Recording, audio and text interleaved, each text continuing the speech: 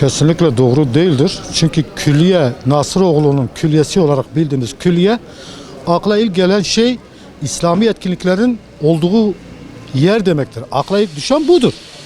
Fakat bunun dışında külliyenin görevi dışında, hizmet dışında İslam dışı etkinliklerin olması akıl kârı değildir. Bu bir vebaldir. Bunu kim yapıyorsa bu vebal onun boynunadır. Yani bunun kesinlikle olmaması lazım. Yani ne demek?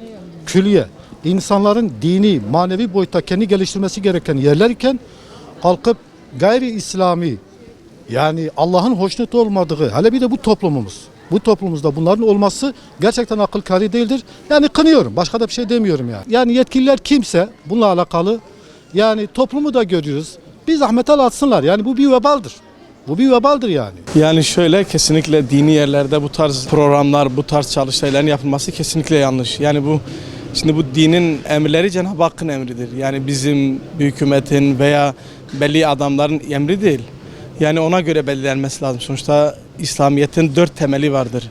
Kur'an, sünnet, icma, kıyas. Yani o tarza uygunsa, o 4'ünün içindeyse yapılabilir. Ama o 4'ünün dışındaysa maalesef olmaması gerekiyor. Ama bu konudaki tabii tepkilerimiz biraz zayıf. Onun nedeni de şu benim gördüğüm.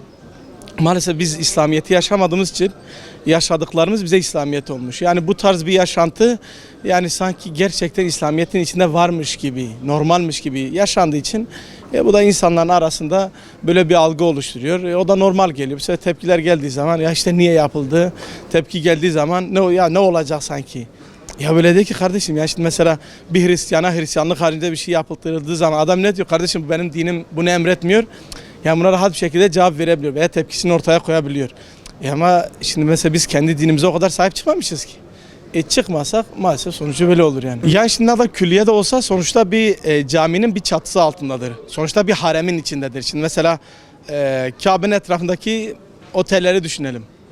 Haremin içinde olduğu sürece haremin içine girdikten sonra isterse içinde otel olsun, isterse içinde ev olsun fark etmiyor. O haremin kurallarına uymak zorundadır. Yani haremin içindeyse, nasıl haremin içinde önde namaz kılan da arkanda namaz kılan da aynı şekildeyse şeyde de aynıdır yani. Hiç değişmez yani. Bu tarz zaten şeyler varsa kesinlikle iptal edilmesi lazım. Buna adil, yani şu an müftülüğün valilikle beraber buna kesinlikle müdahale edilmesi lazım. Valinin bu noktada kesinlikle net olması lazım. Yani burası camidir ya da bir şey yapılacaksa vali bilmiyorsa kardeşim müftü oradadır, izni oradan alın. Yani camilerle alakalı, camilerin içinde yapılacak herhangi bir konser olur, herhangi bir çalıştay olur, herhangi bir konuşma olur, ne olursa olur, toplantı olur. İslamiyet'e uygun değilse yapılmaması lazım. Yani ona uygun yerler de çok. İşte Nevroz Parkı'dır, işte Mevlüt alanıdır, yapılabilecek birçok yer var. Oralarda konser vermek isteyen varsa gitsin versin. Problem yok. Günah kendinedir. Necat Nasıroğlu Külliyesi dini bir mekandır. Ondan dolayı kesinlikle uygun değildir orada bir konser yapılması. İslam dışıdır konser yapılması. Adı üstünde aslında Necat Nasıroğlu, hani o Nasıroğlu ailesinde hiçbir şekilde yakışmayacak bir harekettir. Kesinlikle bunu kabul etmemeleri lazımdı. Bence zaten Necat Nasıroğlu Bey'in de kemikleri sızlıyordu yani şu an mezarda. Asla bunu kabul etmeyecektir. Sonuçta orası bir ibadet yeridir. Adı üstünde Necat Nasıroğlu Külliyesi, orası bir camidir, ibadet yeridir. Müslümanlar orada bir ibadet için oraya gidiyorlar. Konserler orada yapılmaması lazım. Ben buna karşıyım. Bence ben değil, şu an kime de sorsanız herkes bu tepkiyi de verecektir yani. Abi bence doğru değildir. Dini bir yerdir. Gerek yok bence böyle bir yer yapılmasına. Yani konserle alakalı gerek olan bir yer değil. Yani bir sürü yer var Batman'da. Petrol City'nin yan taraflarında boş alanlar var. Ya da Petrol City gibi yani kalabalık olan bir yerde konser yapılabilir.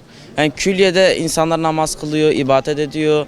Onun dışında orada kütüphane var, insanlar ders çalışıyor.